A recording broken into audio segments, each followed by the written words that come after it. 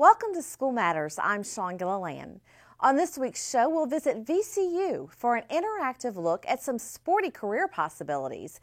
We get hands-on future career options from industry pros at Mission Tomorrow, and we'll get to meet one of our newest principals. But first, let's travel to Maymont Park to get our hands dirty, thanks to a special grant from NOAA. Can you give him another touch again?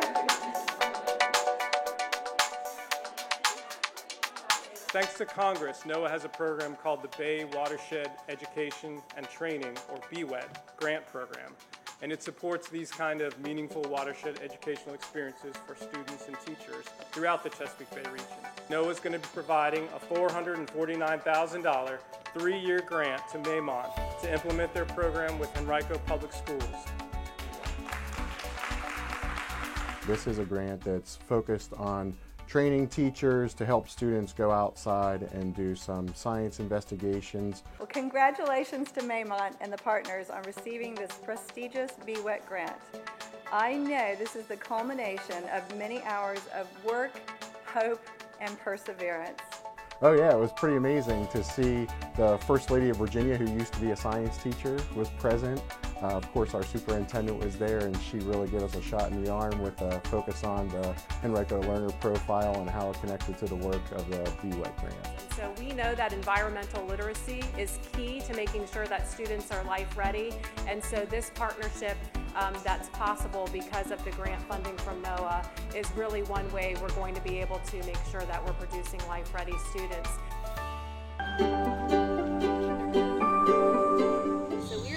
Critters that are living on the bottom. They're super, super small, and they have no backbone. On October 8th was our first day of professional learning for the teachers. They did a great job out in the field. What we try to get them to not do is catch a lot of fish, just because they don't tell us a lot about water quality necessarily. They really rolled up their sleeves and got into the stream, which is the focus of environmental education and watershed education. And really the purpose of this grant is to have teachers and students in the field doing the work. Got my tadpole. Yay! So the important work around sixth grade students and middle school students in particular, adolescents have a really strong drive and connection to the environment.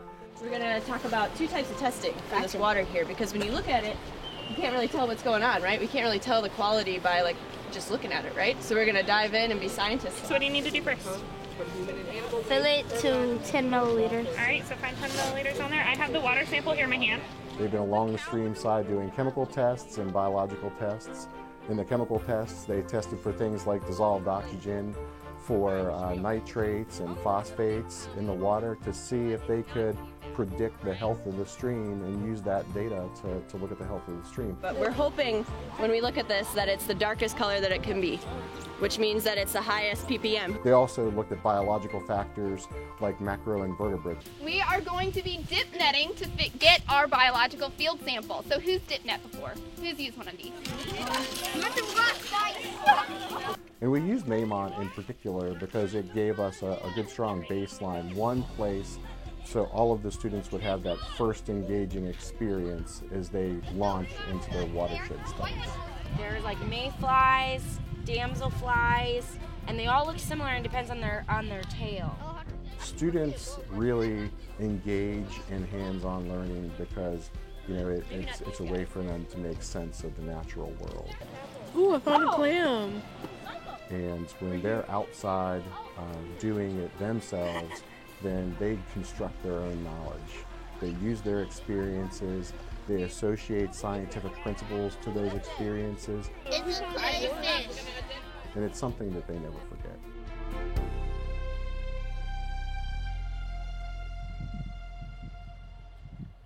And the learning fun doesn't stop there.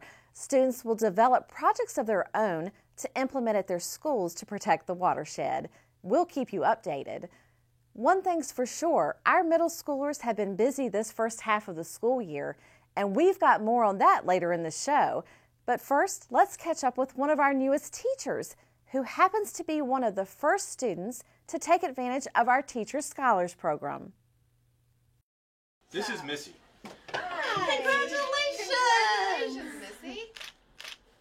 Teacher Scholar. You did it. Oh my gosh. Congratulations. You did a wonderful job. I thought it was like a 1 in a million chance that I would get it. So when Dr. Lowry had called me down, I was a little bit suspicious, you know, had some idea, but I was shocked when I came in. I mean, I didn't even think I was there. Like, it just felt like I was out-of-body experience. I was so excited. I couldn't believe it happened. I mean, I called my parents right after, and I was just stoked.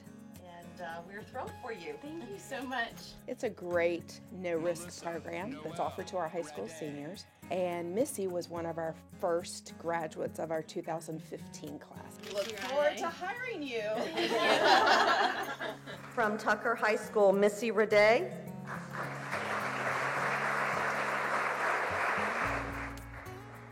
I just like to stay busy, and I worked really hard. I had incredible teachers at my school that were always willing to help, and I was finally learning something that I was passionate about.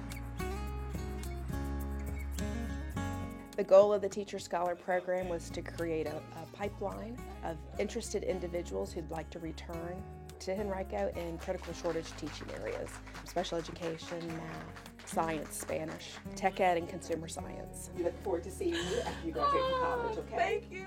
He says, who has the idiom that means playing a trick? They are doing what? Pulling my leg. Yes, good. It's exciting that we have this many individuals that are interested in teaching, and then even more excited when they decide that they want to return back to the county. When I got out, not only did I have the job, but I had the signing bonus, which was able to help me with the money I saved, and I actually am now a homeowner. All right, so what did your next sentence say? Honestly, Henrico Teacher Scholar Program, best thing ever. Surprised other counties aren't doing it. Teacher shortages are everywhere, and I mean, you taught these students. You know they can succeed and be incredible teachers. Give them a job. Have them come back and teach the children of the future. So you guys are all in the same boat right now, right? You're all in the same situation. You're all playing the game. Missy graduated from college in record time.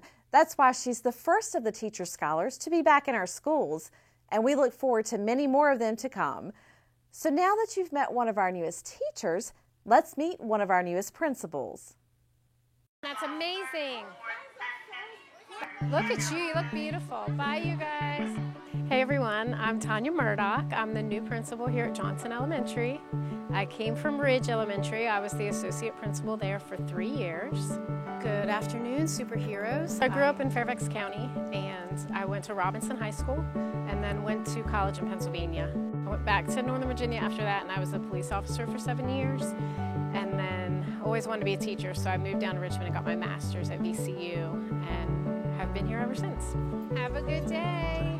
My goal, obviously, is to provide a safe learning environment to the kids, but I also would really love to build a building full of teacher leaders so that they feel empowered and that they can empower the students into becoming self-taught and, you know, life-ready citizens. I'm very calm. I mean, I would say that's probably what most people would say. The first thing that they would say about me is that when they work with me is that I'm really calm. I make really good decisions under pressure, and that's really helped me because you always have so many things going on as a school administrator, and you have to prioritize, and so it just helps to stay calm, and it makes all the teachers and the students calm around you, so that's really been probably the hugest asset. Hey, babe. I love the school. The kids are fantastic. I love the families. It's been an awesome start. Teachers have been very welcoming, and it's been wonderful. I'm really happy. I love it.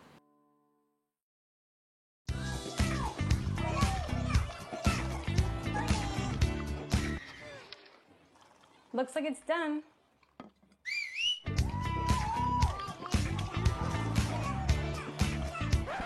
Don't let salmonella get funky with your chicken. On average, 1 in 6 Americans will get a foodborne illness this year. You can't see these microbes, but they might be there. So learn the right temperature to cook each type of meat. Keep your family safe at foodsafety.gov.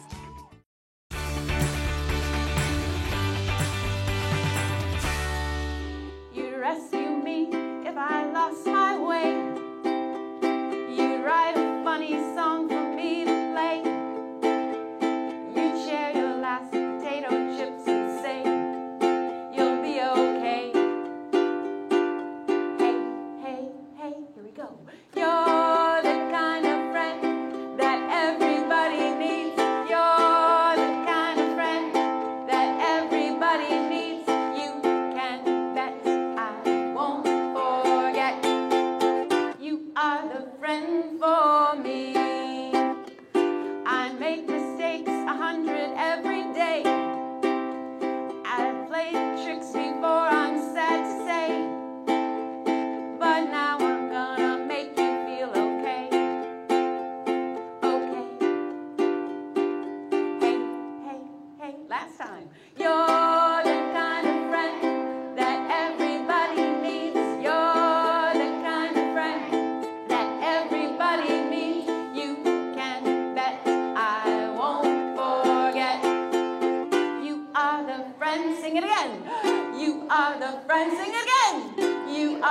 friend for me. Mary Amato is an award-winning children's and young adults book author, poet, playwright, and songwriter. She was at Crestview to promote her new book, News from Me, Lucy McGee. Welcome back to the show. Remember when I mentioned that our middle school students have been quite busy thus far in the school year? Well, good, because now we're heading to VCU Siegel Center with 6th graders to connect sports with STEAM careers.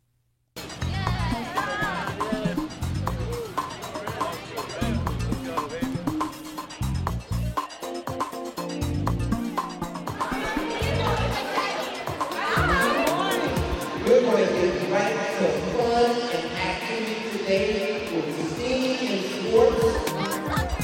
So 6th graders from Roth and Short Pump Middle School went to VCU to celebrate the STEAM and Sports Day. It was a wonderful partnership between VCU Athletics, their Department of Education, and of course Henrico County Public Schools Health and PE Department. We're going to be kicking the technology ball. Students had a chance to work with individualized equipment that have computer chips in them that sends data information on their performance to an iPad. So right down the middle, speed, rotations per minute. No shot. So the leading question that the students were trying to discover through their interaction with the ball was, how is the type of kick give me more spin and power when kicking the ball? So the students would kick the soccer ball, and it would actually give them information about where on the ball that they hit and had contact, which then they could adjust their kick to hopefully get more performance out of it and make a goal. No shot. Tennis, again, was measuring where the ball hit on the racket. What do you think that you could do to make your ball go a little bit faster? Hit it more toward the middle? So if it hit in the sweet spot of the racket, you'll probably be able to notice that there was more power that the ball exhibited as it went over the net. Great job, buddy. Softball, with that one, does their foot position actually give them more power behind the swing of their bat? So as they swung, it tells them where their power contact is, and they could see that on the iPad and then adjust their foot position to say, is it a wider stance or a narrower stance that really gives me the most power for getting that ball where I want it to go. Which one? Do you need your feet together or apart? Which one has more power? Apart. Come on, go. He's got 30 seconds to shoot from anywhere on the court. Basketball, ooh, that one was fun. So we actually had students take about 10 seconds and shoot the ball, and then the iPad collected information about what the percentage of their shots that they made. From that, the students had to kind of take that data and say, if I could only make one more shot, where would I choose to make that shot depending on the information? So they really had to make some inferences based on the data that they got. That one was really neat and the students really enjoyed it. They also had a chance to experience some VR about how arenas are built and made from an engineering standpoint. Oh my God, oh no. They also had a chance to go visit the Basketball Development Center that helps develop athletes and has some of those leading technologies and show off some of the careers that helps the VCU athletics teams. So they were able to see all these different types of activities and possible jobs that could be available to them in the future. The really cool thing is that this equipment that they had a chance to interact with will be going back to their home schools as well, and their health and PE teachers as well as the other content area teachers will be looking for connections. The idea is hopefully to collect some data where they can learn how they can be a better athlete, but then they can also interact with the core. Where normally it would just happen in silos within each content area, but now we can really talk about some bigger topics and use those tools to help explore those topics. Let's go. Thanks to all of the volunteers from HCPS and VCU that helped make those days such a success. We do love our community partners. We've got more after the break, including even more middle school fun, so stay with us. Now for another 2-minute history report. We all know about colleges. There's the state schools, the academic elite, and of course the sports powerhouse. But there's a college that you've heard of that is truly one of a kind, the Electoral College. First of all, it's not really a college. It's a process that we use to determine the President of the United States. Back when our founding fathers were figuring out the rules for this new country, they wanted to make sure that all parts of the country have fair input. So they put into the Constitution that each state would have a group of electors, whose vote would determine the commander-in-chief. The number of electors was based on the number of senators and representatives from each state. For example, Wyoming has 2 senators and 1 representative, so they have 3 electors, or electoral votes. California, on the other hand, has 55 electoral votes. The number of state representatives is proportional to state population and is reevaluated every 10 years when new census information is available. Since we have 100 senators, 2 from each state, 435 representatives or congressmen, we end up with 538 electors. Oops, forgot to mention that the District of Columbia gets 3. Half of 538 is 269, so to get the majority of the Electoral College, a candidate needs 270 to become president. In most of the country, if you win the popular vote of the state, you get all of their electoral votes. They call it winner take all. The exception is Nebraska and Maine. They use the congressional district method. If you win a region of the state, you get that region's vote. Back in 2008, John McCain got 4 of Nebraska's electoral votes, while Barack Obama got 1. In 2016, Maine gave 3 votes to Hillary Clinton and 1 to Donald Trump. That sounds fake. Generally, our presidents have won both the Electoral College and the popular vote, but not always. In 1876, Samuel Tilden got 200,000 more votes than Rutherford B. Hayes. A decade later, Grover Cleveland lost his re-election in spite of the fact he had more popular votes. In recent history, Al Gore and Hillary Clinton won the ballot box, but the Electoral College put someone else in the Oval Office. So here it is in a nutshell. The Founding Fathers gave each state a voice on who would be our country's choice. Not equal representation, but votes based on population. The results left some candidates quite dismayed because for this college, 270 is the important grade. That's the Electoral College in 2 minutes.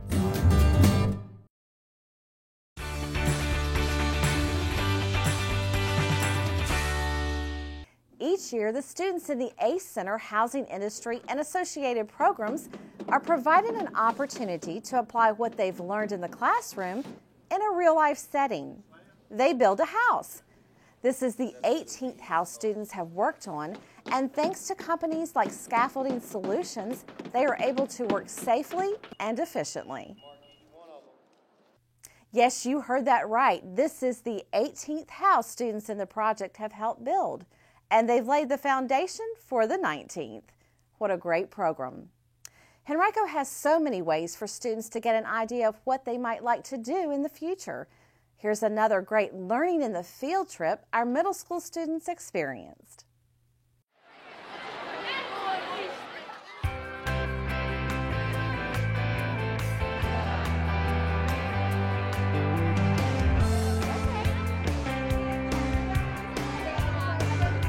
At the Richmond Raceway, we were fortunate enough to be a part of Mission Tomorrow, and this was the 3rd year that the Chamber RVA had made this possible for all the students in the region in the middle schools to learn about careers and opportunities. There we go. Lights on, electricity flowing through the seat.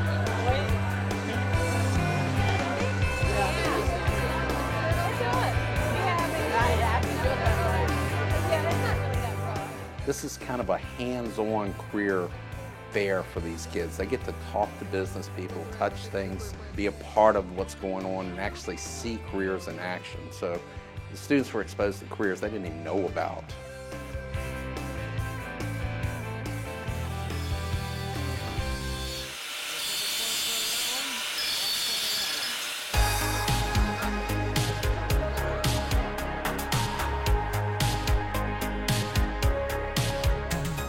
We were fortunate enough to have our red bus there, and so roughly 12,000 got the chance to come through our red bus, which was Careers on Wheels, and learn about careers that we offer here in Henrico. You got it.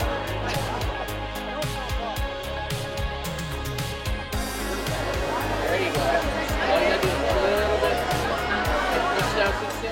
The careers that were represented there pretty much ranged everything from scaffolding, the building trades industries, to the electrical companies, to college pathways in the community college that could lead kids to these career options. We had Channel 6, Channel 12 there, and the students actually got to see how the green screen works and talk to the different reporters and see what they do on a day-to-day basis. There's people that do on air, there's people that do production, there's people behind the cameras. Really, it's about reverse engineering a career. Start to think about what you want to do and then what classes you should take in high school so you're prepared for that career.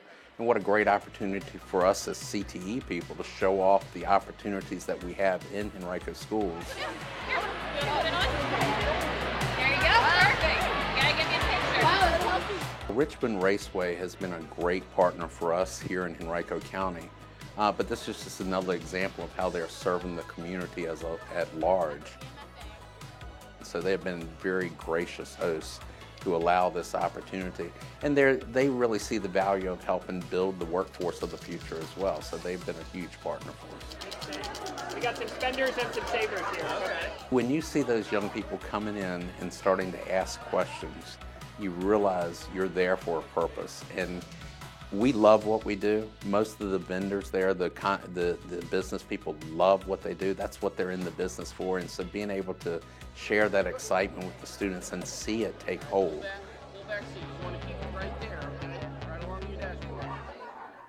What an awesome way to take in so many potential careers. Thank you, Chamber RVA, and thank you to all of the incredible community partners we have here in the greater Richmond area. Now we'll close the show with an excerpt from the Middle School All-County Chorus. For School Matters, I'm Sean Gilliland. Thanks for watching.